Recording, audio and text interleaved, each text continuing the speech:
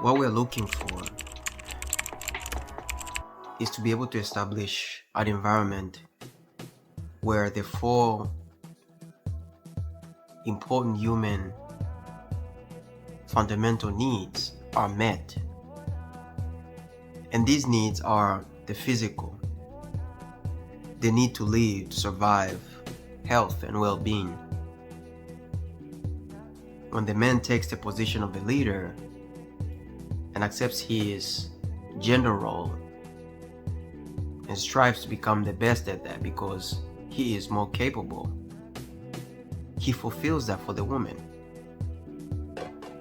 And the woman embraces her femininity, becomes a nurturing individual that is always there for you when you're working hard, and not only brings peace to mind, but also nurtures your body, massages you.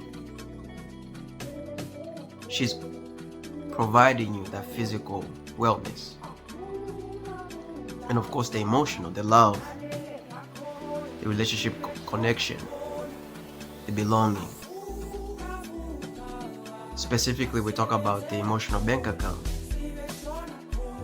And essentially that just describes a relationship that has so much evidence of goodwill between the two people that for a misunderstanding or some sort of an emotional damage or hurt to happen between them is not likely, because they've built so much positive capital that the emotional bank account is in excess. And in a principal relationship, the rules that are set in place are so that to make it harder for our human nature to intervene into your relationship and cause some sort of miscommunication, misunderstanding between you two. Because you understand exactly how to talk to one another, in which fashions, at what moments. You understand the rules that you can never break. There's a sense of understanding of the virtues that both of us need to have in this relationship. Make sure that we do it correctly each day, and we can hold each other accountable because we both know exactly what each of us need to do. So that creates a reservoir of just love that always flows, and the little things, right? I've been thinking a lot about, sometimes you might see like a couple and the joke is usually something like, the wife asks the man, do I look fat? And the man has to walk on some sort of eggshells there because the mommy says, yeah, you do look fat in that. She's gonna feel so slighted that she's gonna take this to heart, to heart, as if he actually means to harm her.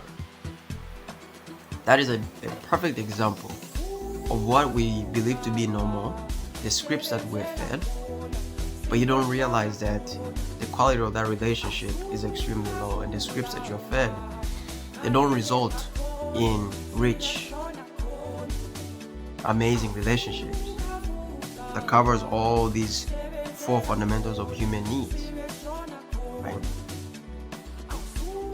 That relationship represents a relationship that has low emotional bank account. That the smallest of things can trigger some sort of insecurity, and the person can't even interpret it as, well, this person can never mean wrong. As it, there's so much evidence already. It's so the emotional bank account is in such a excess that the individual can take it just as a light thing.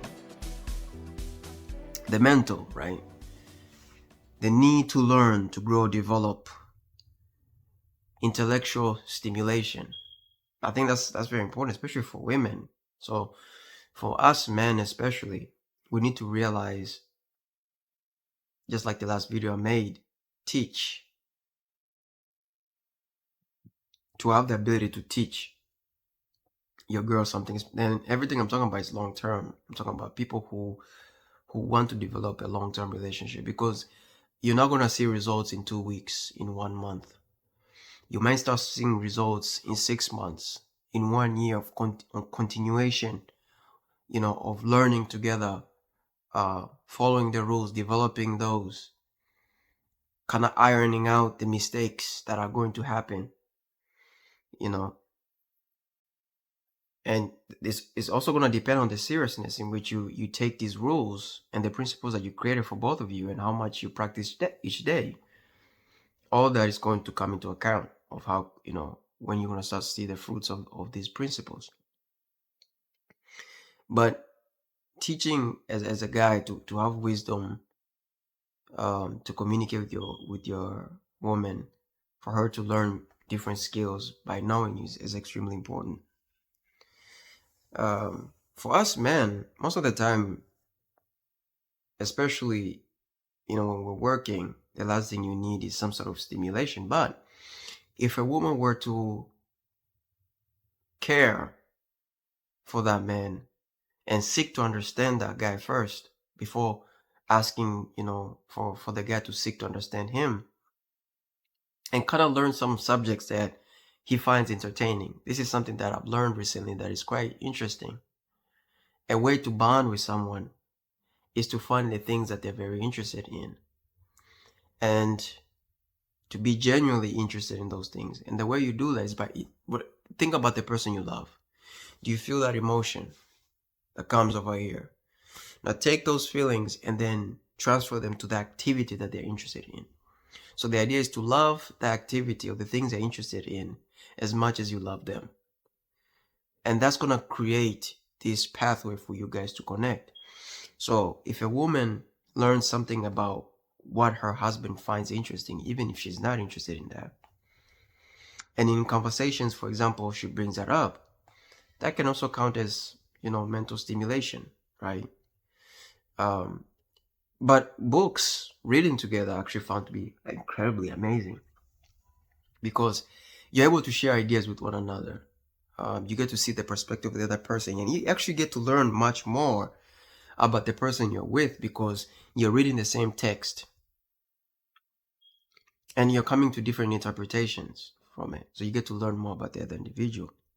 And of course, they're spiritual, right? They need to have a legacy, meaning, purpose, and contribution. This is one of the biggest things that I see today. A lot of women are bankrupt or they're spiritual. They need to have a legacy. When you run away from what's natural and you allow yourself to be propagandized and to follow the scripts that were written in the past and make that your reality without really thinking deep enough about what's important to you, you get things like feminism. And feminism have really robbed women, right? The idea of legacy, because there's no greater legacy or contribution to society or purpose or meaning than have children. This is, especially for women, there's nothing, because they're the only ones that can do it. Their biology, their psychology, even the way they think, their default is catered toward raising children. That's literally it. So feminism sells in this idea that you can be more than that. And even if you take 2 seconds to think, okay, so what's more than having the ability to create another soul? Oh, it's work at McDonald's. It's to be a secretary. It's to work 40 hours a week and get paid nothing. You still have to have three credit cards to pay your bills. That is better. But once you understand the dark secret of feminism, that this was during the industrial age, and if you study the industrial age, and if you understand the history of the world, starting from hunters gatherers, and then we're going to agriculture, and then so it's like agriculture, one person is able to feed his family, multiple families, and then we go to above that, industrialization. One person can feed a whole state. Now we focus more on machinery. It's not about the people now, it's about the machinery. And people are looked more like things at those times, right? We're talking about those days of factory workers, and you're part of a system yourself. You're part of the machine system. They needed more laborers. So they push feminism. If you're really passionate to everything about feminism, just to remove the woman from being a wife and a mom. That's literally it. There's nothing else. There's nothing else, right? It's about destroying the nuclear family. So then you use that as your script and you believe all these historical facts. There's another beautiful quote I learned. It's like, history is lies being told by the winners. That's what history is. It's the lies being told by the winners. So you have to pay very close attention about the world you believe you have and what's right and wrong. You have to read. You have to expand your perspective. Our paradigm is people, especially in the West, is extremely curated by powerful people. It's curated. It's designed.